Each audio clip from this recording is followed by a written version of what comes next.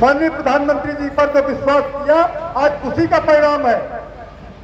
ये तो सब देख रहे हैं आप, ये सब आपकी वजह से, आपकी एक वोट की ताकत है, उसी का ये परिणाम है कि आप तक आवाज भी पहुंच रहा है, आपके घर तक इज्जत घर भी बन रहा है, आपके घर पर आपके लिए भोजन की व्यवस्था हो रही है। और जो भारतीय जनता पार्टी का नारा था अंत्योदय का, पंक्ति में जो अंतिम व्यक्ति है समाज का, उसका उत्थान करने का, उस पर भी जो काम हो रहा है। हम रामचरितमानस की जो मानस की तो जैसे चौपाई आप लोग पढ़े होंगे, रामचरितमानस में एक जगह है ना, नहीं चरित्र को दुखी नहीं ना, नहीं को वबुध ना लक्षण हीना, नहीं चरित्र को दुखी न दीना, नहीं को वबुध ना लक्षण हीना। उसी राम राज की परिकल्पना करते हुए उसमें लिखा हुआ क्या कि नहीं कोई चरित्र न रहे, इसके लिए भारतीय जनता पार्टी की सरकार, माननीय मोदी जी की सरकार आपको 80 करोड़ देशवासियों को मुफ्त राशन की व्यवस्था कराती है। दूसरा विषय आया क्या, आवास का। पानी बरसता था, लोग झोपड़ी में रहते थे, ऐसे लगभग इस देश में 4 करोड़ से अधिक लोगों को निःशुल्क आवास दिए गए। उन गरीबों को जिनको कभी स्वप्न में भी नहीं सोचा होगा जिन लोगों ने कि हमारा भी घर कभी पक्का होगा। तीसरी चीज जैसे इलाज, आप लोगों को आयुष्मान कार्ड के माध्यम से बहन जी ने बताया कि आप लोगों को आयुष्मान कार्ड के माध्यम से इलाज की भी व्यवस्था हो रही है। शिक्षा की रही बात, शिक्षा की, बहुत से लोग ऐसे हैं जो कहते हैं कि शिक्षा, अभी एक मैं उस विषय पे जाना नहीं चाहता है, कहीं पर थोड़ा से माननीय प्रधानमंत्री जी ने मेडिकल में एक रिजर्वेशन की व्यवस्था कर दी थी, तो इन्हीं कांग्रेसियों ने हंगामा खड़ा कर दिया। लेकिन मैं उनको बताना चाहता हूं कि 2014 से पहले इस देश में मेडिकल की जो सीटें थी वो 50,000 थी, और माननीय मोदी जी लगभग 2-3 साल पहले की बात बता रहा हूँ, लगभग 85,000 सीटें अगर बढ़ी तो डॉक्टर पढ़ाने का भी काम भारतीय जनता पार्टी की सरकार कर रही है। तो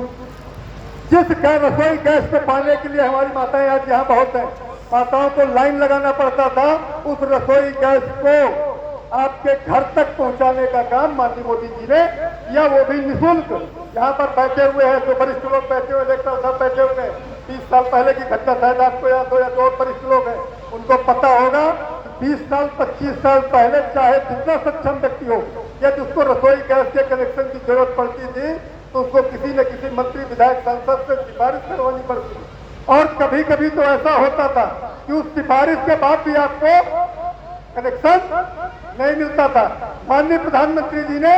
उसी गैस कनेक्शन को, उसी गैस चूल्हे को आप तक फ्री मुफ्त पहुंचाने का काम इस देश के अंदर लगभग 10 करोड़ माताओं और बहनों को गैस कनेक्शन मुफ्त में देने का काम किया है। ये सब आपकी अपने एक वोट की ताकत है और कुछ नहीं, क्योंकि उन निगमों को आपने सत्ता से बाहर का रास्ता दिखाया जो सिर्फ नारेबाजी और हवाबाजी करते थे, जो इस देश के अंदर केवल अलगाववाद और राष्ट्रवाद के विरोध में काम करते हो। अभी आपने देखा होगा राजस्थान का चुनाव हो रहा था, एक बहुत बड़े नेता ने, इनकी पार्टी 58 साल तक इस देश में सरकार में रही, उनका कहना था कोई भारत माता कौन है, जो मतलब राष्ट्रवाद के बिल्कुल विपरीत काम कर रहे हैं। ऐसे निगमों को जो आप लोगों ने बाहर का रास्ता दिखाया, ये सब आपकी अपनी ताकत है। विश्वास रखिए माननीय प्रधानमंत्री जी पर, चाहे माननीय योगी जी हो या चाहे प्रधानमंत्री जी हो, एक भी काम उनके द्वारा, उनके हाथ से, उनकी कलम से ऐसा नहीं हो सकता जिससे गांव गरीब किसान का एक सुई के नोक के मात्र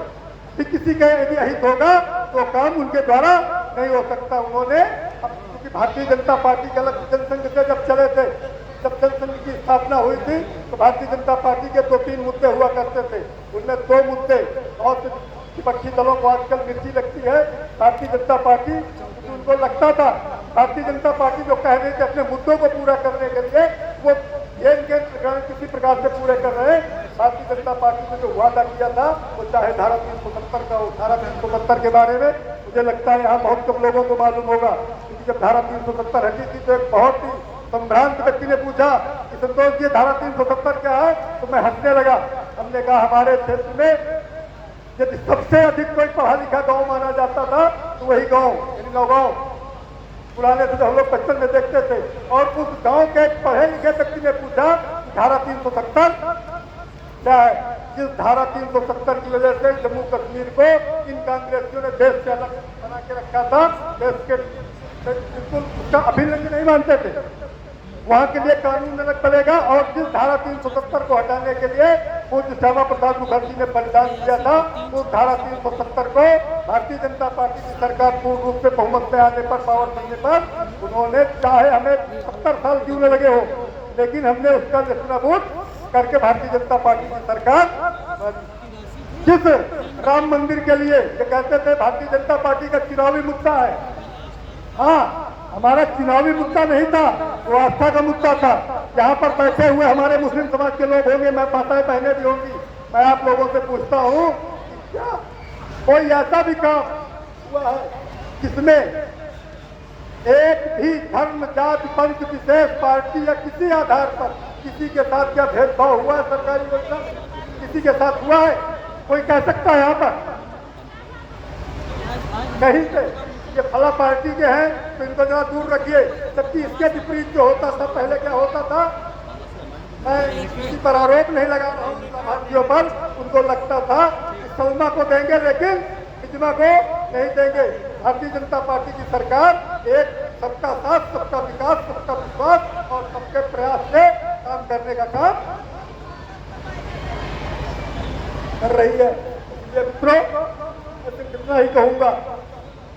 भारतीय जनता पार्टी अपने पूरी तरह से चुनावी वादे पर खरी उतरती हुई काम कर रही है। आने वाले दिनों में आप सबसे सिर्फ इतना निवेदन है, इतना ही आग्रह है, सरकार की योजनाएं तुम्हारे अधिकारियों ने बता दी, मैं तो सिर्फ भारतीय जनता पार्टी का प्रतिनिधि होने के नाते सिर्फ आपसे इतना ही निवेदन करूंगा,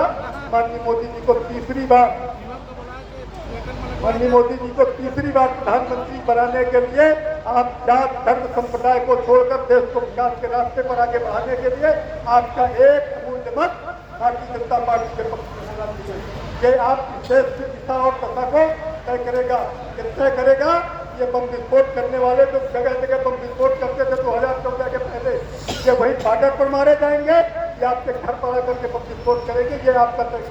एक मत तय करेगा। आपको तय करना है। इन विदेशी पाकिस्तानियों के द्वारा जब जगह जगह बम विस्फोट किए जाते थे, जब सीमा पर हमले किए जाते थे, तो हमारे देश की जो पुरानी सरकारें थी वो रोती थी, जुएल में जाती थी, चिल्लाती थी, विधवा विराज करती थी। लेकिन जब से माननीय मोदी जी प्रधानमंत्री बने तब से पाकिस्तान कटोरा लेकर भी भीख मांग रहा है और रो भी रहा है। क्या दिन हमें तो इसलिए एक सशक्त भारत के निर्माण के लिए एक सशक्त प्रधानमंत्री की जरूरत है। इसलिए आप सबसे निवेदन है कि गांव गरीब किसानों के हितों को ध्यान में रखते हुए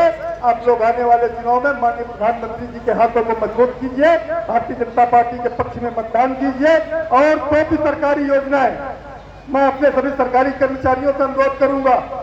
कि आपके द्वारा जो भी इन गरीबों के लिए जो योजनाएं दी जाएंगी, आपका कुछ भी नहीं लगने वाला। सरकार माननीय मोदी जी सारी योजनाओं की व्यवस्था कर रहे हैं, सारे बजट की व्यवस्था कर रहे हैं। आप लोग यदि इन गरीबों का भला करेंगे, आप लोगों के द्वारा यदि इन गरीबों का भला किया जाएगा, तो मुझे पता है आपका कुछ भी भला होने वाला नहीं है, लेकिन आने वाले दिनों में आपके बच्चों का भविष्य जरूर उज्जवल होगा। अपने लिए न सही, अपने बच्चों के भविष्य के लिए इन गरीबों को ध्यान में रखते हुए सारी योजना इन तक पहुंचाने का काम आप लोगों के द्वारा किया जाए, यही एक निवेदन है। इन्हीं शब्दों के साथ मैं एक बार पुनः आप सबसे निवेदन करता हूं कि आने वाले दिनों में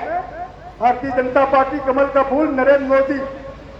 और बहन जी, आप लोग